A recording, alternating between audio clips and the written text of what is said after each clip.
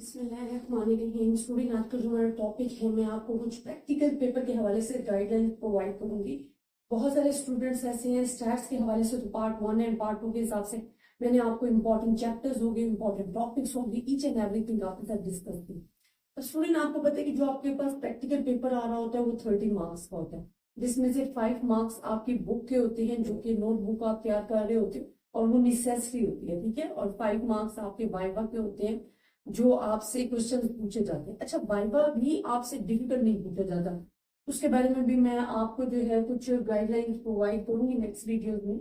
Viva भी बड़ा easy होता है, आपके कॉन्सेप्ट के लिए होने चाहिए। जिस तरह पूछ के डिग्री ऑफ फ्रीडम्स पूछ सकते हैं, या ये पूछ सकते हैं कि जी टेबल कहाँ पे लगता है, टी कहाँ पे लगता है, डिफरेंट छोटी छोटी चीजें पूछते हैं, सिर्फ आपका जो कॉन्सेप्ट है वो चेक करने के लिए। और आप तकरीबन नोट कीजिएगा जो उनके पास क्वेश्चन नोट डाउन होते हैं, 30 to 40 जितने क्वेश्चन उन्होंने बनाए होते हैं, वो तकरीबन तमाम स्टूडेंट से एक ही जैसे पूछ रहे होते हैं, तो आप वहां से काफी ज्यादा गाइडलाइंस ले सकते हैं। अब ये तो 10 मार्क्स होगी वो। अब पार्ट 2 आपको दो पार्ट्स गिवन होते हैं, पार्ट 1 एंड पार्ट 2। उनमें 2 क्वेश्चन गिवन होते हैं, जिसमें से आपने चॉइस करके एक करना होता है, एक पार्ट 1 में से करना होता है, एक 2 में से करना होता है। वो 10 मार्क्स का होता है। देन ये टोटल 30 मार्क्स आपके पास जो है बन जाते हैं। अब मैं आपको स्टूडेंट बताती हूँ कि कौन कौन से चैप्टर और कौन कौन से टॉपिक्स आप तैयार करें फॉर योर पेपर, ठीक है। प्रैक्टिकल पेपर के हवाले से जो इम्पोर्टेंट है वो मैं आपको गाइडलाइंस प्रोवाइड कर रही हूँ। Chapter number 2 and 3, second and third chapter जो है वो आपने तैयार करना है।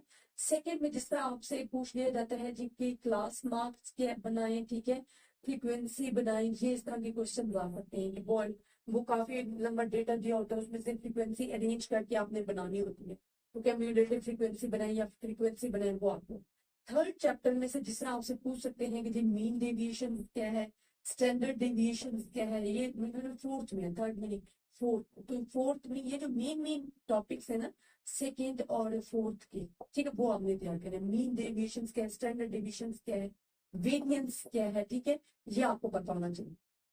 तो ये चीजें आपने जो है वो तैयार करें। फिर चैप्टर नंबर 5 इम्पोर्टेंट है, वो आप तैयार करें। मैं आपको फाइव में आपने कौन कौन से तैयार करने जो आपके मेन है, वो जिसका आपने लेस्पियर्स का बताना होता है, ठीक है। फिर पैशंस का बता देते हैं, आपको डेटा गिवन होता है, वो फाइंड कर कहते हैं जी लेस्पियर्स फाइंड करें, पैशंस फाइंड करो, फिशर इंडेक्स नंबर जो कि मोस्ट इंपॉर्टेंट है, फिशर इंडेक्स नंबर जी वो कहते हैं कि जी आपने क्या करना है, इसको फाइंड करना है, तो ये आपने तैयार करना है। फिर मैं आपको कहूंगी रैंडम वेरिएबल को जो चैप्टर है, उसमें जो आपके पास लेंथी क्वेश्चन आ जाते हैं, ठीक है, वो आपने तैयार करना। और वो आपको पता है, मैंने आपको करवाए भी हुए चैप्टर नंबर 7 के। अगर आप प्ले लिस्ट में जाके देखोगे तो रैंडम वेरिएबल में जो लॉन्ग क्वेश्चन हैं वो आपने तैयार करने हैं, और वो मैंने आपके साथ एक्सप्लेन भी किए हुए हैं। तो रैंडम वेरिएबल भी आपने करने, तो ये हमारे पास आ जाता है। अच्छा, इसके अलावा ना जो मल्टीपल रिग्रेशन का चैप्टर, मल्टीपल रिग्रेशन, उसमें जो आपके पास आ जाता है ना, मल्टीपल रिग्रेशन में कोफिशिएंट ऑफ मल्टीपल डिटर्मिनेशन, ये आई थिंक हमारे पास 10 या 11 चैप्टर है मल्टीपल रिग्रेशन का, वो आपने देखना है। मल्टीपल रिग्रेशन जो है वो आपने करना है, उससे भी क्वेश्चन आते हैं। क्या आप पूछ सकते हैं जी coefficient of multiple determination, coefficient of multiple determination क्या है, इसका पार्शियल कोरिलेशन इसमें गिवन है।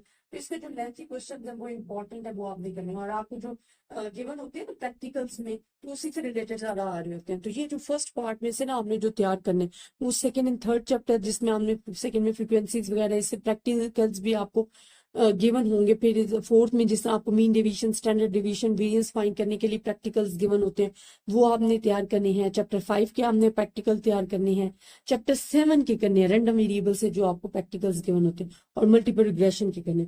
अब मैं आपको सेकंड जो बुक है ना उसके आपको बता देती हूँ कि आपने इंपॉर्टेंट जो है कौन कौन से चैप्टर्स तैयार करने हैं। द मोस्ट इंपॉर्टेंट चैप्टर जिसको बिल्कुल भी बताने की जरूरत नहीं, पेपर हो, प्रैक्टिकल पेपर हो, जो फर्स्ट चैप्टर है ना सैम्पलिंग का, पार्ट 2 की बुक में, वो आपके पास बहुत ज्यादा इंपॉर्टेंट है वाइवा के हिसाब से भी, बिकॉज उसमें थ्योरी बहुत ज्यादा है, और थ्योरी हमने याद रखनी है, मुश्किल कुछ भी नहीं है, बड़ा ही आसान है, तो वो आपने फिर करके तैयार करना है। अच्छा, सैम्पलिंग का जो चैप्टर है उसमें लेंथी क्वेश्चन आपके पास काफी ज्यादा है, लेकिन जो सैम्पलिंग में मेजोरिटी इस तरह के क्वेश्चन दिए जाते हैं जिसमें हमारे पास draw two sample size and find the sampling distribution mean, जिसमें आपको कह दिया जाता है with sampling and without sampling आपने फाइंड करना है। तो ये क्वेश्चन आपने मस्ट करने हैं, इसमें से आता ही आता है। तो जो आपके पास सैम्पलिंग का चैप्टर है, चैप्टर नंबर 2 में से this is the most important, वो प्रैक्टिकल्स के हिसाब से हो, वो आपके पास वाइवा के हिसाब से हो कि जो आपसे सिंपल क्वेश्चंस, और ये वाइवा जो होता है ना, ये इट्स नॉट डिफिकल्ट टास्क, ठीक है, ये बड़े छोटे छोटे क्वेश्चन बेसिक पूछे जाते हैं आपसे, तो आप बिल्कुल कंफ्यूज, और ये भी वो स्टूडेंट्स की जो प्रैक्टिकल लैंग्वेज है ना वो नोट कर रहे होते हैं कि स्टूडेंट्स कंफ्यूज है क्या, ठीक है।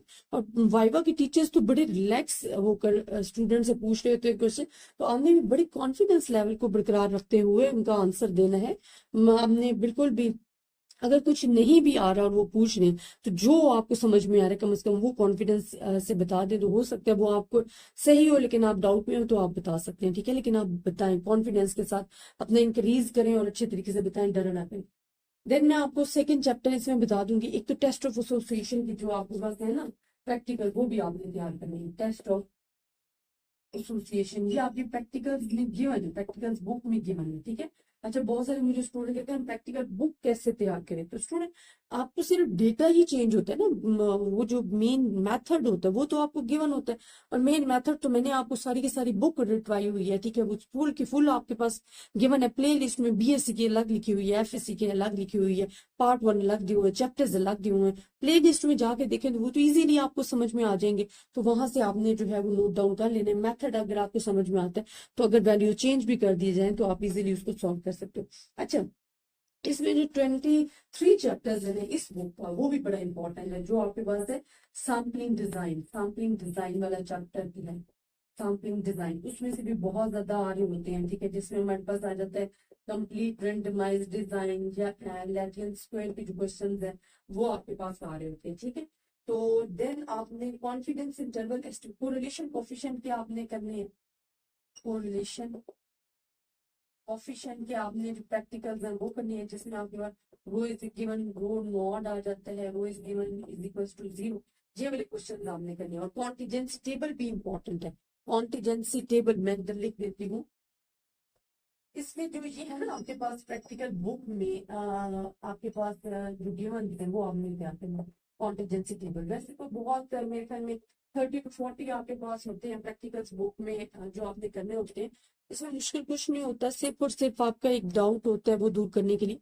ये इंपॉर्टेंट, बहुत ज्यादा इंपॉर्टेंट टॉपिक्स हैं जो हर पेपर में रिपीट हो रहे होते हैं, वो मैंने आपको बताए हैं कि इनके आने के ज्यादा चांसेस होते हैं, ठीक है, तो ये आप सही करके तैयार करें। अच्छा, फिर एक क्वेश्चन आपके पास जो आते हैं ना कि total sum of square within sum of square between sum of square, ये आपकी प्रैक्टिकल बुक में आपके पास आया होगा, जिसमें आपने करना होता है कि total sum of square within sum of square plus between sum of square जो है, ठीक है, प्लस माइनस यहाँ होगा, तो वो आपने जो करने होते हैं ना वो बड़े इंपॉर्टेंट है। वो भी आपके प्रैक्टिकल, अगर प्रैक्टिकल के लिहाज से मैं देखूं तो उसके आने के चांसेस भी ज्यादा होते हैं। तो ये आपकी प्रैक्टिकल बुक में गिवन्स होते हैं, आपको जितने भी प्रैक्टिकल्स हैं इसकी आपने तैयारी करनी है और सही तरीके से तैयार करने हैं। प्रैक्टिकल्स बुक भी अच्छे तरीके से तैयार करनी है। वाइवा के लिए जो मैं आपको गाइडलाइंस प्रोवाइड करती हूँ कि जो बेसिक 1 to 3 पेजेस गिवन होते हैं ना हर चैप्टर के, वो आपने एक बारी उसको अच्छे तरीके से पढ़ना है, रट्टा नहीं लगाना, पढ़ना है, समझ के पढ़ना है, क्योंकि वो आपसे कोई डेफिनेशन नहीं सुन रहे होते, वो आपसे कोई रट्टे वाली चीज नहीं सुन रहे होते, वो सिंपल आपसे वो कह सकते हैं जी सैंपल क्या है, आप बताएं जी सैंपल क्या है, ठीक है, इस तरह का हम क्वेश्चन कर सकते हैं। फिर वो कह सकते हैं जी पॉपुलेशन और सैंपल में क्या फर्क है, अगर आपको पता है तो इजीली आप बता सकते हो, ठीक है। स्टैटिस्टिक और स्टैट्स में क्या फर्क है, तो ये जो बेसिक्स है ना ये आपको पता होना चाहिए। तो ये विद एग्जांपल्स, आपकी रियल लाइफ इज एग्जांपल के इंडेक्स नंबर रियल लाइफ में कहाँ पे यूज हो रहा है, ये छोटी छोटी बातें, डिग्री ऑफ फ्रीडम क्या है, ठीक है, बेसिक, तो ये तो छोटी छोटी चीजें जो आपसे वो डिस्कस कर सकते हैं। तो आई होप स्टूडेंट्स आपको समझ आ गया होगा कि प्रैक्टिकल्स पेपर की जो गाइडलाइंस प्रोवाइड किए हैं और कौन कौन से प्रैक्टिकल्स इंपॉर्टेंट है जिसपे आपको ज्यादा फोकस करना है, बुक अच्छे तरीके से तैयार करनी है उस पर बिल्कुल भी नहीं। और मैंने मेजोरिटी स्टूडेंट्स को देखा है कि अगर एक ही बुक तैयार हो गई है तो वो फुल जितने भी स्टूडेंट्स हैं जाने वाले सारे के सारे उस बुक का छापा लगा रहे होते हैं, तो छापा नहीं लगाना, खुद कोशिश किया करें। अगर आप खुद कोशिश करके प्रैक्टिकल बुक बना रहे हैं ना तो आपको ये टॉपिक्स तैयार करने की जरूरत नहीं है, ऑटोमेटिकली आपको तैयार हो जाएंगे, बिकॉज वो आपने खुद मेहनत करके उसका मेथड समझ के उसको किया सॉल्व। तो कोशिश करें, खुद बुक बनाने की कोशिश करें, उसके भी मार्क्स होते हैं 5। वो बुक सिर्फ इस वजह से आपको दी जाती है कि एक तो आपको प्रैक्टिस हो जाती है, आपको समझ लग जाती है कि उसमें कौन कौन से टॉपिक इंपॉर्टेंट है और आपको कौन से करने चाहिए। तो ये इंपॉर्टेंट टॉपिक्स में मैंने आपको बता दिए। अगर आपको फिर भी किसी भी किस्म की कंफ्यूजन है तो आप मुझे बता सकते हैं। अपनी दुआ में याद रखिएगा। अल्लाह हाफिज।